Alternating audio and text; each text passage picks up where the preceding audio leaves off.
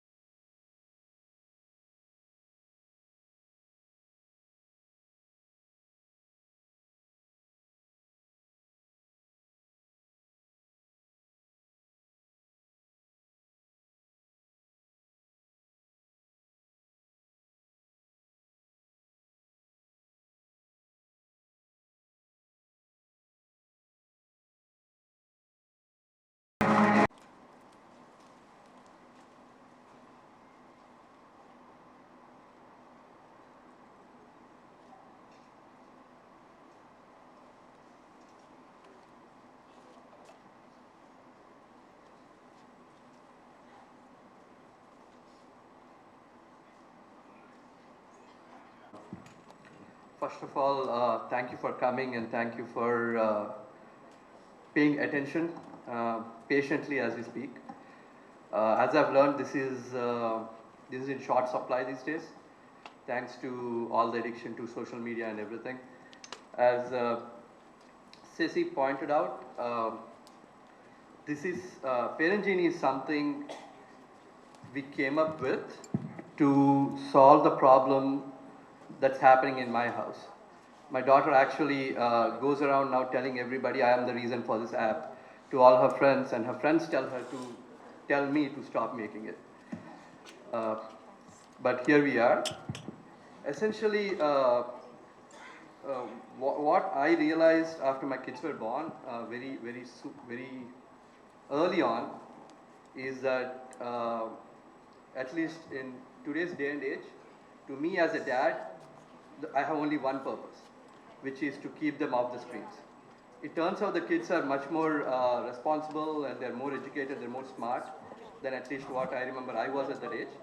So I'm not worried about my children in any other way. I think they're very caring, very responsible, they can take care of themselves. They have better communication skills than I do, for sure. They're definitely more funny. But when it comes to screens, it's like a drug. It's a single fight that I have with my kids every single day, since probably they were about 2 to 3 years old. Even when they don't have the screens, the only thing that's running on their mind is, when is dad going to give it to me next? And what used to happen is, when I used to work from home, and my daughter would realize, okay, dad is on a call, he's not going to pay attention. And before I knew it, she would take my phone, and she would go into her bedroom, and she would start watching it. And this kept happening again and again and again, right? So this one time I actually saw her watching a YouTube video, very simple video, nothing that you would be alarmed about. It was a 12-year-old girl. She was doing some blog about I don't know what. But during the conversation, she casually mentions, my dad is upset that I'm spending too much time making YouTube videos, so I ran away for a day. Now he's fine with it. Right? So that scared me. What is my daughter thinking watching all this? So nothing is safe. This was like a complete PG-13 safe video, right?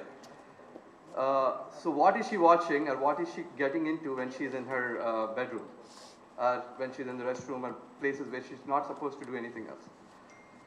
And to me, it occurred that prohibition doesn't work. If you try to take away my phone, I'm not going to be happy. If I try to take away their phone, they're not going to be happy, right?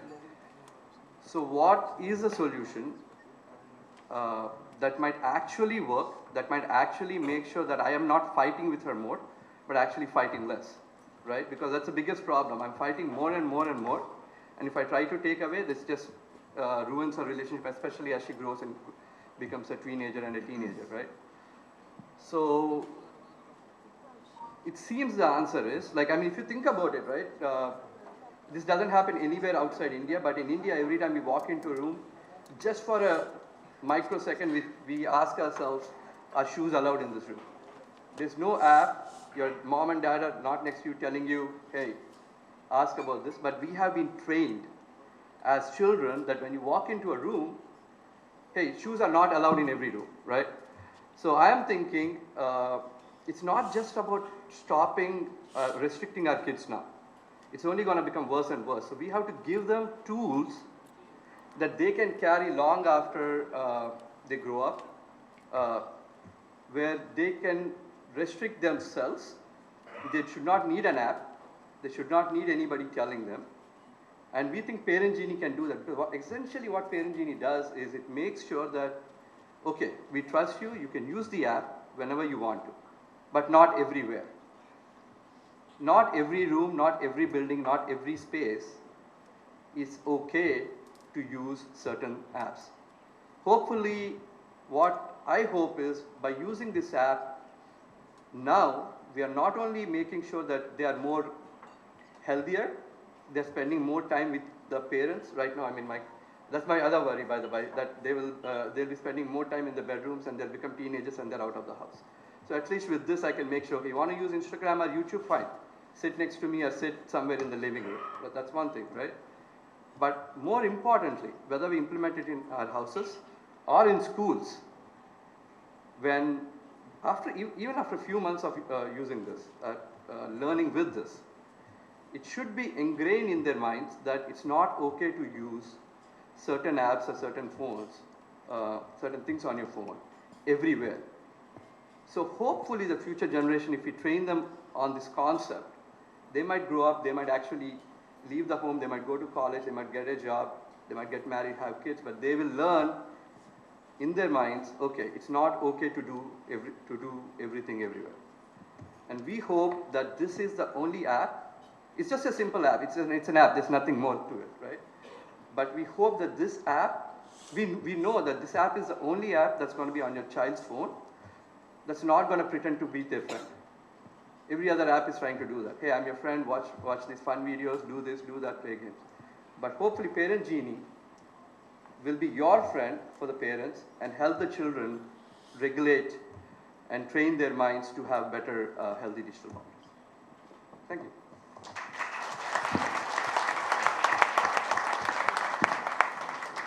Vanakkam. Good evening, everyone. Thank you all for coming here. So, everyone before me, they took you through the journey of how, and why the app is built. Right?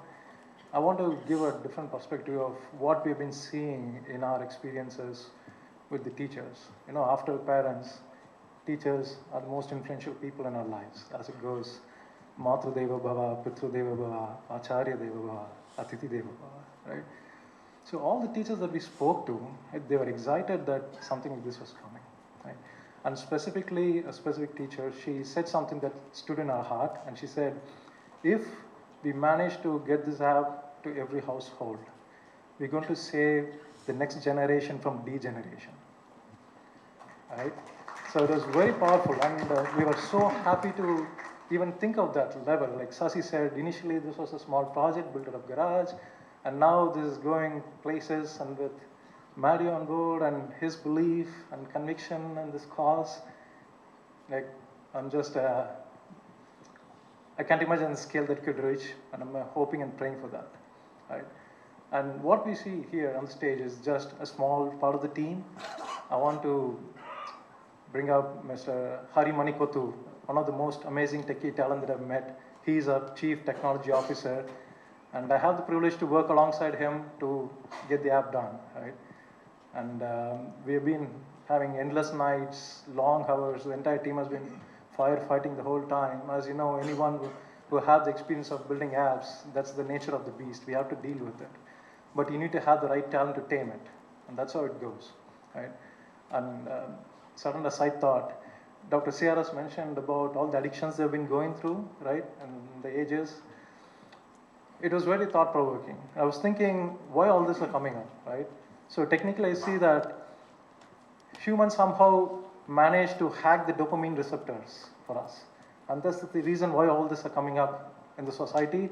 And the most dangerous part of what we are talking right now is previous addictions, they never got into the hands of children. And now it's very fun, foundational, and very impactful, right? So I'm very happy that we are here trying to solve the problem, and I hope everyone get to use it. And before I leave, I want to thank the extended team here, Malvika, Harsh, Balaji, Shyam, Selva, Murali. Like, there's a long list of people here who have been working hard with this. A sincere thanks to all of you. Thank you all for listening to us today. Find digital supervision so parents don't have to feel overwhelmed with the constant monitoring. And with Parent Geenee, you're in control of what your child sees, where, and when, making the experience both safe and stress-free for the whole family. So I'm sure members of the press have questions for us. We will now open the floor for a Q&A session. Allows the parent to allow the child where to use the social media in their house or the screen in their house. So for me also, now I have to be very careful what kind of messages I send. Similarly, I am conscious of the fact of what message I am sending. So similarly, when you know that your parents are looking at the message you are sending, you will become conscious too as a child. That's what we are hoping. What we are also hoping is that whatever is good for the family to hear and talk is good for the child too. So the app allows you to use it only in the maybe in the drawing room or the living room or the dining room. But the moment you go to the bathroom or you go into your bedroom, inside your pillow, you want to like how we used to see magazines you are not supposed to see with torches. The kids do that with phones right now. You can't do it because social media is not active in your bedrooms.